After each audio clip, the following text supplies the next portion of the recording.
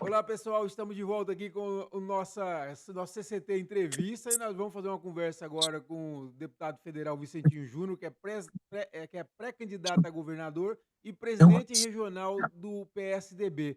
E o Vicentinho vai falar para nós sobre essa decisão, primeiro, da ex-prefeita de Palmas, Cíntia Ribeiro, que é ex-presidente regional do PSDB, de permanecer no partido. Deputado, primeiro, obrigado por receber a gente mais uma vez. Sei que você está em trânsito aí para um evento, mas vamos começar por aí. Quer dizer, depois de toda aquela celeuma que teve aí em relação à Cíntia, ela fica ou não fica, chegou a anunciar a desfiliação e acabou ficando. Como que você recebeu essa decisão da prefeita Cíntia Ribeiro? Com o mesmo respeito, Kleber, primeiro, bom dia. Obrigado por nos dar a oportunidade de mais uma vez o uso da fala no seu espaço. Pelo carinho que você sempre tem nos tratado, o respeito devido. A gente debate tanto, mas se respeita tanto quanto. A permanência da filiação da prefeita, da ex-prefeita Cíntia Ribeiro nos quadros do PSDB, ela é recebida com o mesmo respeito de quando nós começamos esse debate, essa caminhada lá atrás. Ela sempre foi e será um quadro valoroso nos quadros do nosso partido. A história dela ninguém apaga. Naquele momento, nós precisávamos ter uma segurança partidária de poder também escrever a nossa história. Dito isso, eu não estou caminhando contra ninguém. Eu estou a favor de quem quer discutir o Estado de uma forma equilibrada, sensata, pacificada. E a Cíntia é, sim, a possibilidade do partido discutir em Palmas, em várias cidades do Estado, que ela é uma referência. Então, ela teve de mim atrás o respeito devido, tem e sempre terá, como tem tratado todos os nossos filiados do partido PSDB. Ela terá o mesmo tratamento, o mesmo espaço, o mesmo engajamento de um partido que quer se firmar nessas eleições em cima de resultado. O PSDB trabalha para entregar na Assembleia Legislativa de 5 a 6 deputados estaduais. O PSDB sonha com a filiação do pré-candidato a deputado federal, que está até aqui do meu lado, inclusive. Nosso companheiro Iratan Abreu, somada ao deputado Damaso, a vereadora Diane da Causa Animal de Gurupi, ao Tiago Costa de Araguaína, ao Divino Betânia, a tantos nomes qualificados que ficaram nos quadros do partido, e elegemos de 2 a 3 deputados federais.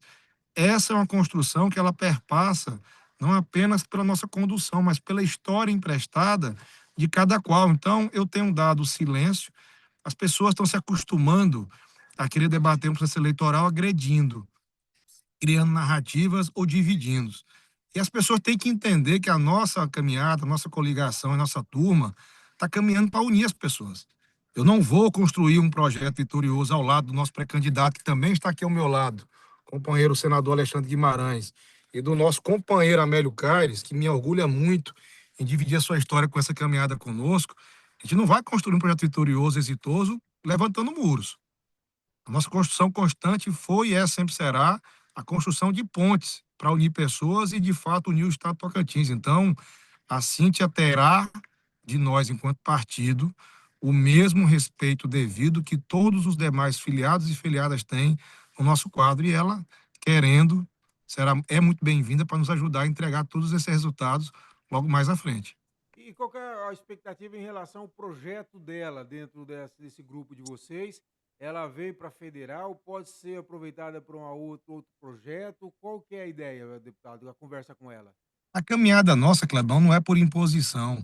Eu não me tornei um pré-candidato ao governo do Estado, da mesma forma Amélio Cádiz, da mesma forma Alexandre e os demais nomes que nos acompanham, por imposição pessoal. A construção aqui, além de ser coletivizada, ela é forjada no sentimento das ruas.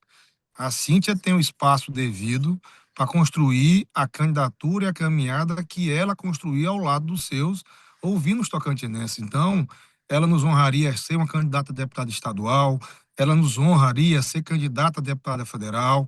A gente vai discutir a segunda vaga, e essa vaga não é só por mim discutido. Eu não construirei uma chapa majoritária dentro de gabinete, em salas trancadas. Eu, o Amélio, o Alexandre, nós estamos discutindo, ouvindo as pessoas, para entender a melhor composição, a melhor história que vai somar a nossa, para no final nós entregarmos uma chapa vitoriosa.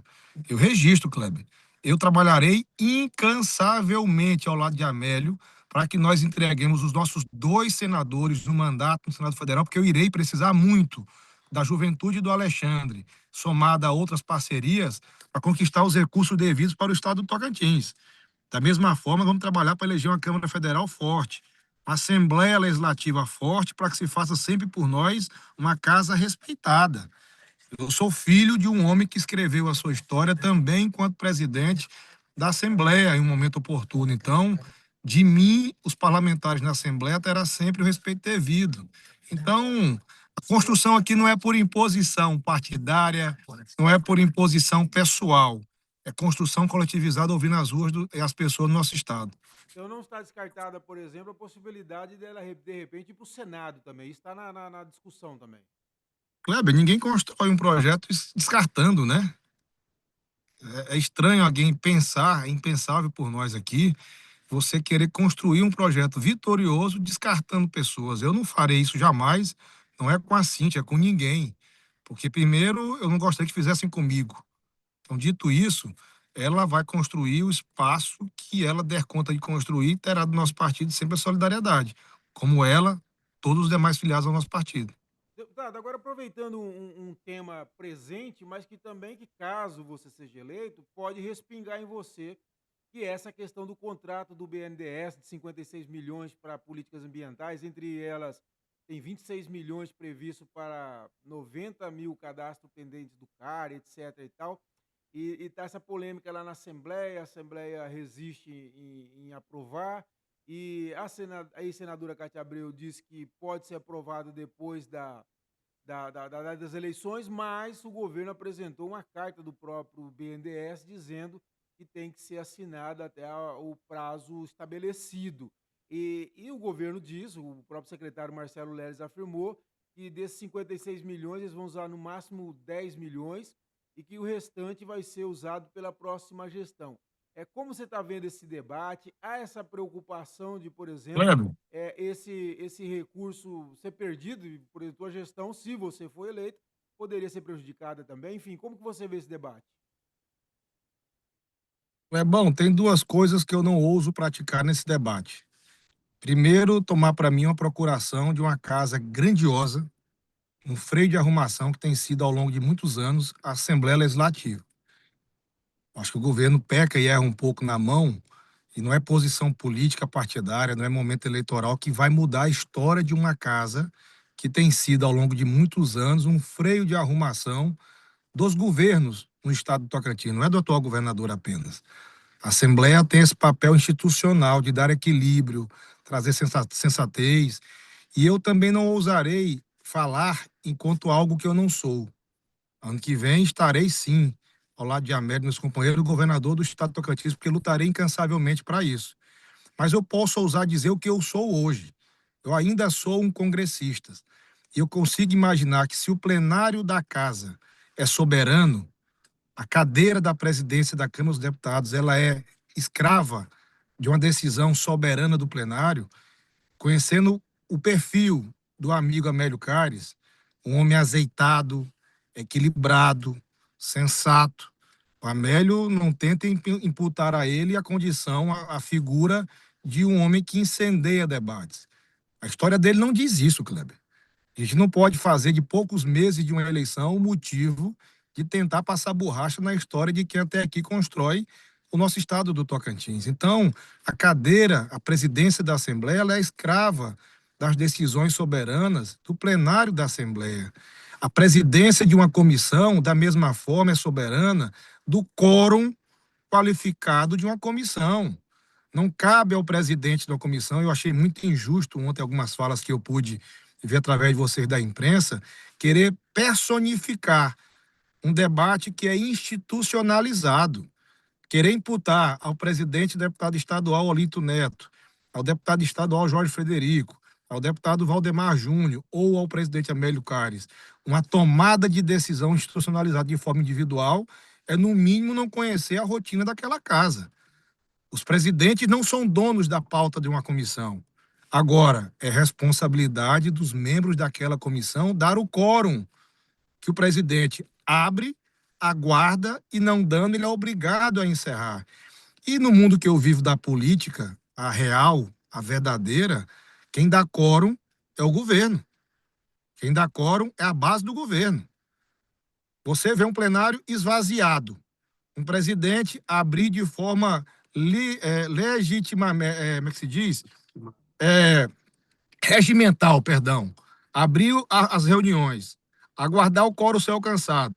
O quórum não é alcançado e querer imputar a ele que ele não tem a obrigação, o dever de encerrar uma sessão, é insensato e um pouco irresponsável por parte de quem tenta criar essa narrativa nas tais aí secons de um Palácio Araguaia. Então, e eu vou te ser sincero, Kleber, eu me dedico muito, eu sou um parlamentar, estou com 12 anos de mandato, encerrarei ao final desse ano, que participo há 8 anos, por 8 vezes, de uma comissão mista de orçamento no Congresso Nacional. Orçamento é uma coisa, é uma peça que eu me dedico muito ao longo dos meus anos de mandato para me aprender o que eu estou votando, construindo e, ao final de um relatório, entregando.